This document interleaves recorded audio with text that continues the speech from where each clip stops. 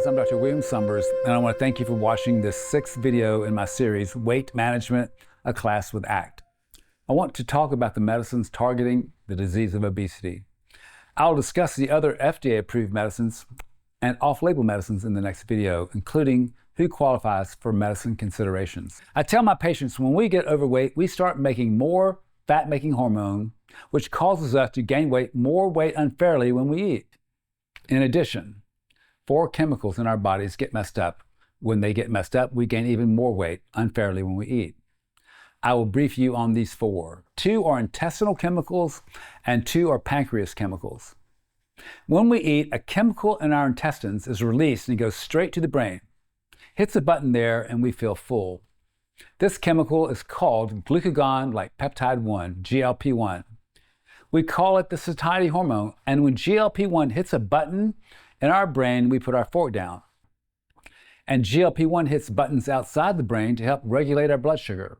Smart people studying diabetes found out about all of this stuff way after I left medical school.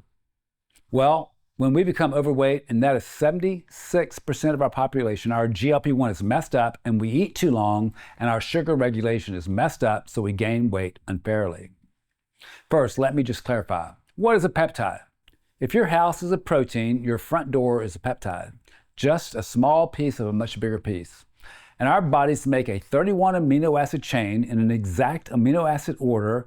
And when the amino acids are linked together the correct way, we get this Y-shaped piece that goes into our brain and sits on a button and we feel full. Until an enzyme comes along and breaks the peptide down, and then we don't feel full. And outside the brain, it hits buttons and helps keep our sugars regulated, but before, during, and after we eat it, and it is messed up when people have type 2 diabetes and obesity. Some smart dudes were able to make this human peptide in a lab by hooking up these same amino acids in the exact order to match human GLP-1. And when they switched the position of 2 of the amino acids, their stuff went to the brain and sat on the button longer than the one we make. So Novo Nordisk, pharmaceutical company, started making this GLP-1 agonist. Agonist means button hitter, and called it Semaglutide. Semaglutide treats both type 2 diabetes and obesity. It was branded with 2 names, Ozempic for type 2 diabetes and Wegovy for weight loss. These are the exact same thing. Semaglutide is one medicine with 2 names. Amylin is also made in the pancreas and helps our insulin regulate blood sugar. So Novo Nordisk is currently undergoing clinical trials adding amylin button hitter to semaglutide. The preliminary results show improvement over semaglutide alone. This is not commercially available, but preliminary results show greater results than GLP alone, but not as good as what is happening at Eli Lilly. First, glucose-dependent insulinotropic polypeptide, GIP, is made in our intestines and helps regulate blood sugars. It is messed up when we become overweight. Messed up blood sugar regulation makes us gain more weight unfairly. Eli Lilly, a different pharmaceutical company, put both GLP-1 and GIP together and called it Tirzepatide, a 2-button hitter. This one medicine has 2 names because it treats 2 diseases. It is known as Mounjaro if you have type 2 diabetes and Zepbound if you are using it for obesity management. The same one medicine, 2 names. And Eli Lilly is sitting on the next breakthrough medicine we will see soon. Glucagon is made in the pancreas.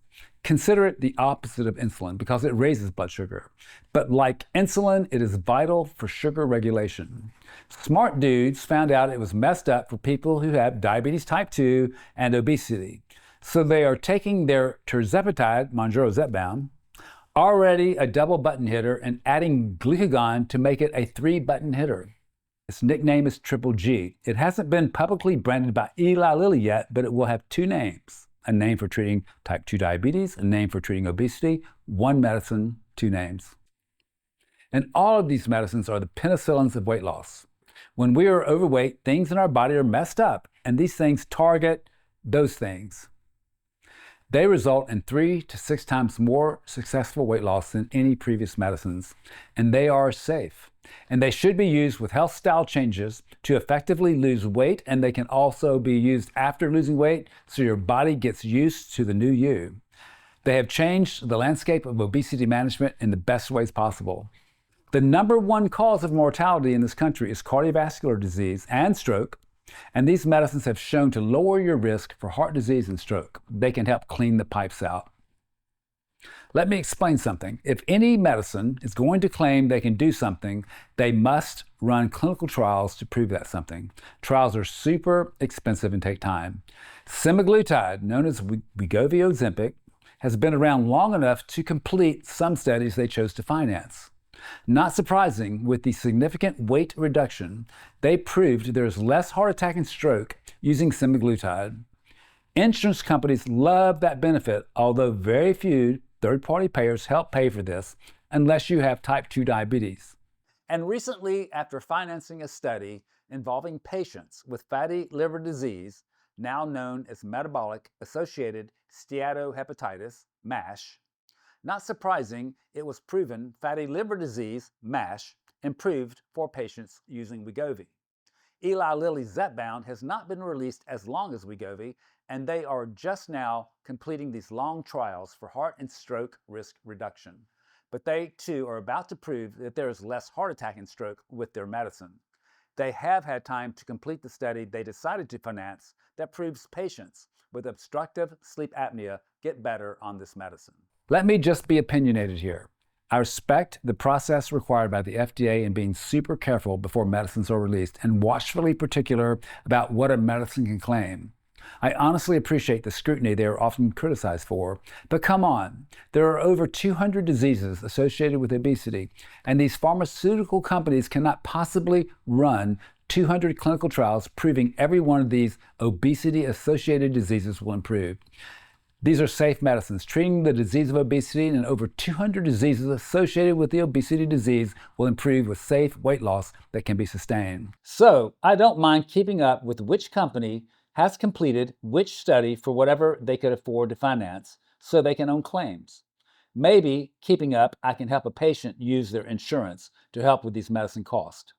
Insurance companies say, we can't cover Wegovy for obesity, but we will for heart disease. Not Zepbound. Wegovy finished a study for heart disease. We won't cover Zepbound for obesity, but we will for sleep apnea. Not Wegovy. Well, what about MASH? No, not Zepbound. Wegovy is the one that did that study for patients with MASH. This is the kind of stuff that makes me want to scream. So let me just put this out there, and with all due respect to our most respect-deserving FDA, these medicines cause safe, healthy weight loss. Over 200 diseases will improve because over 200 diseases are associated with obesity. And the medicines with the most efficient, sustainable weight loss will be slightly better than those with less weight loss. Commercial and insurance companies and government insurance companies, can't you see this? Can we just connect the dots and save a lot of money on the obvious and save money on outrageous trial costs and perhaps make these medicines more affordable? 200 diseases will improve. I do want to discuss who cannot take any of these medicines above. Before medicines are tested in humans, they are tested in animals. In 1974, rats were given super high doses of GLP-1, and there was a noted increase in medullary thyroid cancer in strains of these rats. First, medullary part of the thyroid is the part we don't talk about too often. This is the part of the thyroid that regulates calcium, called C cells. When we generally talk about the thyroid, too fast or too slow, those discussions do not involve calcium-regulating C cells. And like so many cancers, cancer of the thyroid, follicular or papillary, is increased with obesity. No increase in human medullary thyroid cancer has been seen since GLP-1 meds have been released. And there's evidence regarding the density of GLP-1 receptors in these rats versus humans, which may have made them more likely to get that cancer in the first place. But that being said, the FDA still supports if you or anyone in your family has had medullary thyroid cancer, you cannot use these medicines. And I 100% screen my patients for this.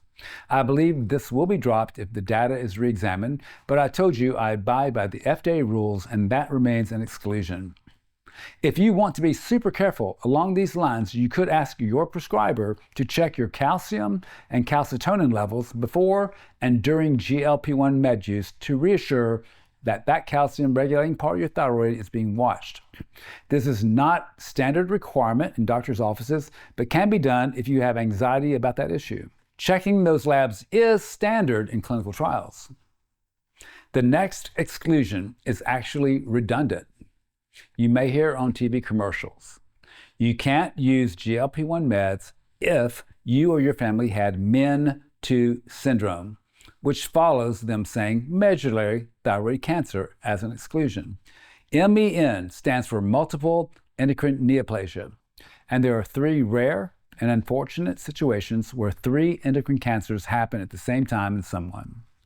Men 1, 2, and 3 each have their own triad of specific endocrine cancers. Men 2 includes medullary thyroid cancer as one of its 3 cancers, so it is already excluded without saying more doctory words.